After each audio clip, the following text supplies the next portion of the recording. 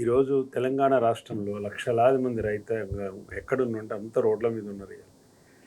మంచి అదును వానాకాలం వ్యవసాయం చేసుకునే పరిస్థితులలో పొలాలలో ఉండే రైతులు తెల్లవారుజామున లేస్తే ఇంటికాంచి లేచి పొలానికి పోయే రైతు డైరెక్ట్గా యూరియా బస్తాల కోసము ఆ దుకాణాల ముందు, ఆ సింగిల్ విండో ఆ దుకాణాల ముందు, ఆఫీసుల ముందు లైన్లు కట్టి అన్నం లేక నీళ్లు లేక వర్షం పడుతున్నా కానీ రాత్రిపూటనే వచ్చి ఆడ పొద్దున్న లైన్ పొద్దున రాత్రిపూటనే వచ్చి వెయిట్ చేసే పరిస్థితి. ముఖ్యంగా మహిళా రైతుల పరిస్థితి చాలా దమనీయమైన పరిస్థితి. మొగోళ్ళు అక్కడికి పొలానికి పోతే ఆ మహిళా రైతులు వచ్చి ఇక్కడ పెట్టి పాస్బుక్ పట్టుకొని ఆధార్ కార్డు పట్టుకొని చెప్పులు పెట్టి ఎలాంటి కార్యక్రమాలు చేయకుండా అక్కడ నీళ్లు లేకుండా మొత్తం కూడా వెయిట్ చేసే పరిస్థితి. అంటే ఏం చేసిండు రేవంత్ రెడ్డి 20 నెలల్లో ఈయన సాధించిన ఈ ఘనుడు, ఈ మూర్ఖ ముఖ్యమంత్రి, అసమర్థ ముఖ్యమంత్రి సాధించిన విజయంలో నెంబర్ 1 విజయం ఏంటంటే ఇన్వర్టెడ్ కామర్స్లో మాట్లాడితే రైతులందరూ పొలాలు ఉండే రైతులందరినీ తీసుకొచ్చి రోడ్లు ఎక్కించి కాలు మీద కాలు వేసుకొని పెరుగన్నం తిని కాలు మీద కాలు వేసుకొని బతికిన రైతు కేసీఆర్ పాలన 9.5 సంవత్సరాలలో ఎలాంటి చీకు చింత లేకుండా ఇంటి దగ్గరికే రైతు బంధు వచ్చి, ఇంటి దగ్గరికే రైతు బీమా వచ్చి, ఇంటి దగ్గరికే ఎరువులు వచ్చి, కూసున్న కాడికే విత్తనాలు వచ్చి, ఒక దరఖాస్తు లేదు, ఒక దఫరం లేదు, రైతు ఇంటి దగ్గర నుంచి ఆఫీసు పోయే పని లేకుండా వ్యవసాయకు కావాల్సిన అన్ని వనరులు వసతులు కల్పించింది కేసీఆర్ గారు. అవి నీళ్లు కావచ్చు, ఎరువులు కావచ్చు, విత్తనాలు కావచ్చు, పెట్టుబడి సహాయం కావచ్చు, కరెంటు కావచ్చు, ఇవన్నీ చేసిండు. మరి ఒక వ్యవస్థ 9.5 సంవత్సరాలు ఎలాంటి ఇబ్బంది లేకుండా వ్యవసాయము 2014 కంటే ముందున్న సంక్షోభం నుంచి బయటపడి ఒక ఫార్మర్ సెంట్రిక్ గవర్నమెంట్ని, రైతు కేంద్రంగా కేసీఆర్ గారు పరిపాలన ఉంటుందని ఆయన చాలాసార్లు అసెంబ్లీలో చెప్పినాడు, బయట కూడా చాలాసార్లు చెప్పినాడు. రైతే మా పరిపాలన కేంద్ర బిందువు, న్యూక్లియస్ ఎవరంటే రైతు, వ్యవసాయం అని చెప్పినాడు. అట్లాంటి 2014 సంక్షోభం నుంచి వ్యవసాయాన్ని ఒక పండుగలాగా చేసి గ్రామీణ ఆర్థిక వ్యవస్థను మొత్తం కూడా పరిపుష్టి చేసి 60-70% ఉన్న రైతుల్ని మొత్తం కూడా ఆర్థికంగా బలోపేతం చేసి వాళ్ళ జీవన ప్రమాణాలు పెంచి రైతుల కన్నుల్లో ఒక సంతోషాన్ని చూసినాం మనం. వ్యవసాయం అంటే ఇక్కడ హైదరాబాద్లో ఉంటోళ్ళు కూడా పోయి ఊర్లలో వ్యవసాయం ఉంటే అక్కడ ఇల్లు కట్టుకొని వ్యవసాయం చేయాలన్న పరిస్థితికి ఒక వాతావరణాన్ని కల్పించారు. రైతుల కొనుగోలు శక్తిని పెంచినారు.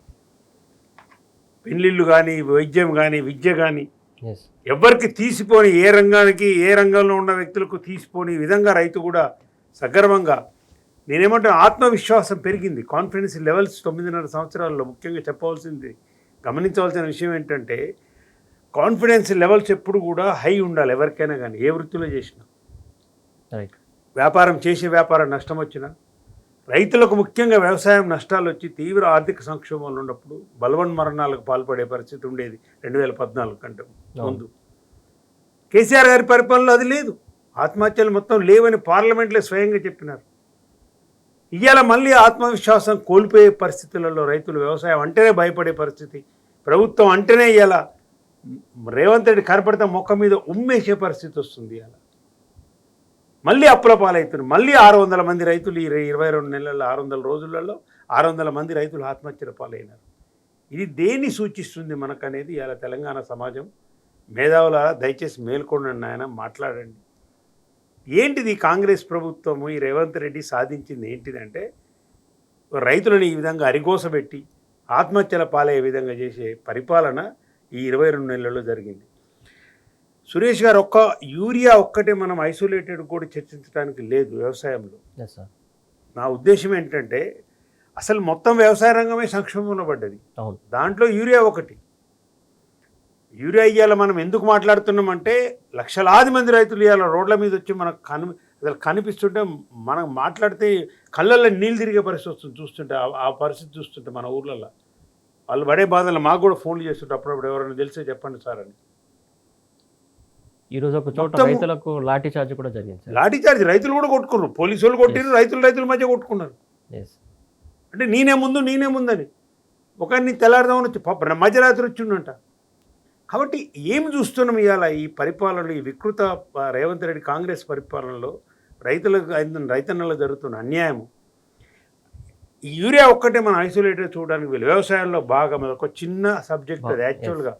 అసలు దాని గురించి అసలు ఒక ప్రభుత్వము యూరియా సప్లై చేయలేని పరిస్థితులలో ఇప్పుడు ఈ లైన్లు చూస్తుంటే ఒక ఫ్రెండ్ మెసేజ్ పెట్టిండు, అన్నా ఇదేమన్నా ఉచితంగా ఇచ్చేవి యూరియా అనుకుంటున్నారేమో, డబ్బులు చేత పట్టుకొని పోతే పాస్బుక్ చూపిస్తే ఎకరానికి 1 బస్తా ఇస్తాం, ఎకరానికి 2 బస్తాలు ఇస్తాం అంటే మళ్ళీ భర్త, భార్య, పిల్లలు, కొడుకు, కోడలు, ఆ కుటుంబంలో ఉన్న సభ్యులు అందరు లైన్లో నిలబడాల్సి వస్తుంది. ఇప్పుడు కుటుంబం ఇప్పుడు యూరియా కోసం ఉండాలి, వ్యవసాయ పనులు బంద్ పెట్టి 4 ఎకరాలు ఉంటే నలుగురు ఉండాలి.